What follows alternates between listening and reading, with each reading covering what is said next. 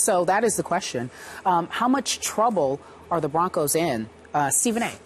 I think they're in a little bit of trouble, simply because I think Kansas City's coming. I think they played a kind of football that makes you take notice with Davis, with Jamal Charles running the football, with their defense playing the way they're capable of playing. Their smash-mouth crew that Andy Reid's got up there in KC, and I don't think they're to be ignored. But I couple that as it pertains to my concern, Skip, with Denver, because Denver's got problems in key areas. Number one, this kid, Chris Harris, is balling for them at corner. He does his job. A matter of fact, he's looking a little bit better than Aqib Talib right now. Britt had a way with them, along with that kid, Roby. Roby gave up about a 63-yard TD to him, and Aqib Talib gave up something to him as well.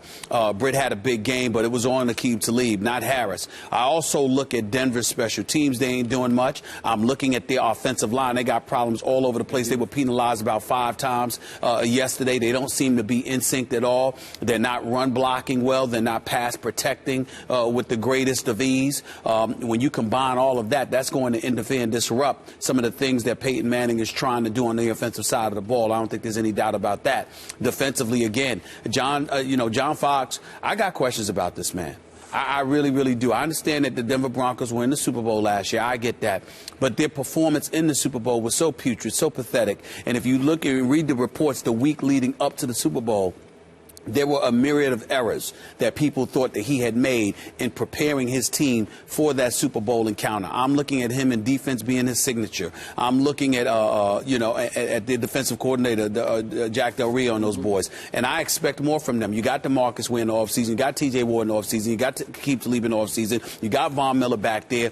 How do you not get pressure on Sean Hill all day long? You don't blitz. You don't do anything. I watched some of this game yesterday, and I was just incredibly unimpressed with what I was seeing from the Denver Broncos. It's an aberration. You don't expect Denver's offense to be held to 7 points, no question about that. But what really, really alarms me is that if you are tough and in their face, it seems to rattle this team. And that is what concerns me more than anything, because, Skip, when you are elite on a skill level, and you got who I call the 4 horsemen in Denver, in Julius and Demaryius Thomas, and Demaryius had a 7 consecutive 100-yard game, by the way. But you got Julius and Demaryius, you got Wes Welker, you got Emmanuel Sanders. Even though they didn't run the ball yesterday, Monty Ball, and he got hurt and what have you, and you just look at, you only rushed for 28 yards. You look at the weapons that they have. Skip, most teams can't deal with that unless they're allowed to roughhouse you. And if you play roughhouse football, to me, Denver has shown you can rattle them. Yep. And that is a problem that that is a message, rather, that you do not want sent to other teams, no matter what conference they're in, as the playoffs approach. But that's what I'm seeing right now with Denver, and that's what alarms me. Can we, before I answer this question, at least say one great thing about St. Louis and Jeff Fisher? Defense, and Fisher's doing a hell of a job. He can just coach. He's always been able to coach defense. He can coach. And they're loaded with stars or near stars on defense. No question. And in that dome, they're just tough to beat. So now they've beaten Seattle, they've beaten San Francisco, they've beaten Denver. They took Dallas to the wire after Dallas was down 21-0 at St. Louis, and they took Philly. Remember that? They took Philly to the wire. Yes. That was a close game. They came back. Yeah. Yes. Okay. So they're no joke, and if you don't play at a high level with healthy personnel, there's a chance you're going to lose the game at St. Louis. And if you take away Emmanuel Sanders after he'd burned them for the deep touchdown that got Denver back in the game, and all of a sudden you take away Monte Ball, and their offensive line in Denver is just a patchwork. It's just they're mix and match. In fact, now I'm thinking they are going to call Richie Incognito, right? They should. I mean, maybe they should. Maybe they should be that desperate. Skip, I got to admit to you, and it might be unpopular to say, but they really, really need Richie Incognito. And I'm not talking about just a skill. Skip, you almost need the nastiness. You almost need the nastiness. You need that attitude on your event. When you need somebody that's going to be nasty enough to insist that I'm going to protect Peyton Manning at all costs. Yep. I don't want him touched. You really need somebody on your offensive line who's got the kind of, now again, I'm not advocating bullying or anything like that, but you do need the nastiness on the offensive line. You got to have a bunch of Rough Riders up there that says, you want to get to him, you're going to have to get through us, and we're not having it. I get and it. Richie Incognito is that kind of attitude that you need. As far as I'm concerned, the Denver Broncos should go out there and sign that boy today. Okay, you know how I feel. I know. And I don't disagree with your take on this. He's just a bad guy that I would not want in my locker room, messing with my unity in my locker room. But that's just me. They don't have unity right now they don't on the anything. offensive line. Okay, now back to Kerry's question. I don't think Denver's in trouble because I'm not sold on Kansas City like you seem to be. I'm not yet sold. And, you know, I was sold on San Diego in that division before the year, and they have just gotten decimated. They've had as many injuries as anybody, now including the quarterback, Phillip Rivers, who got off to an MVP start. Now he's playing with cracked ribs. He got his knee hurt yesterday. He got beat up by the Raiders.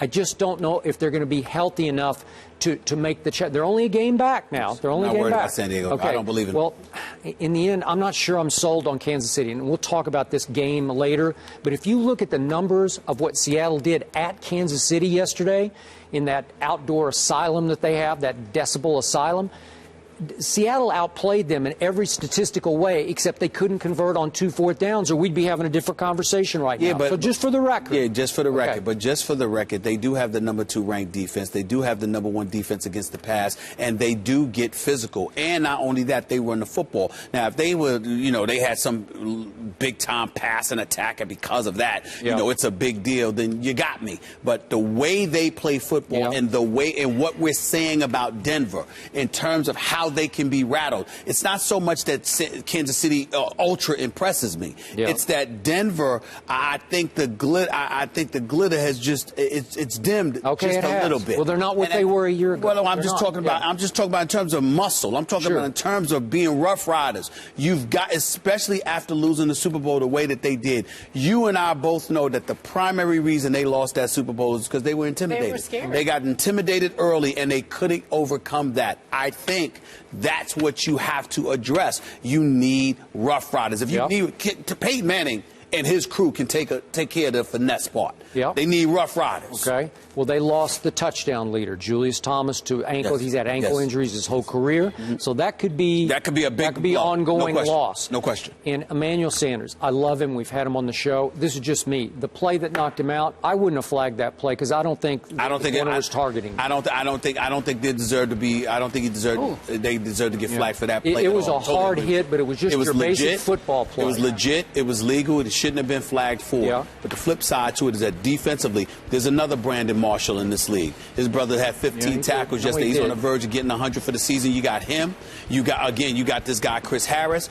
If Aqib Talib, TJ Ward, DeMarcus Ware, and Von Miller are what we all know they are, if they play like that, the way Brandon Marshall and Chris Harris are balling, Denver should have one of the elite defenses in the league. They do not, and I don't know why.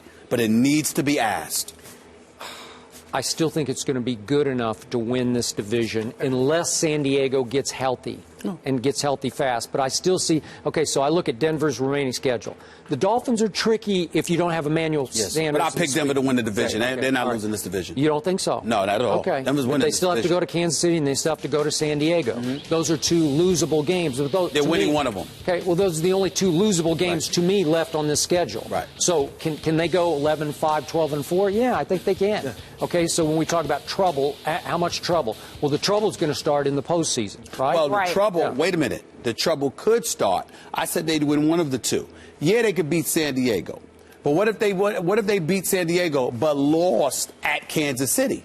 Kansas City and them have identical records. Now you got a problem. So that's why I said they could be in trouble. You're anticipating that Kansas City is going to win out? Or no, I'm just saying. The point is, I'm just talking about Kansas City has to go to Arizona, right? They have to go to Pittsburgh for what it's worth. Yeah. But they have to. Yeah, I understand that. It's not a cakewalk.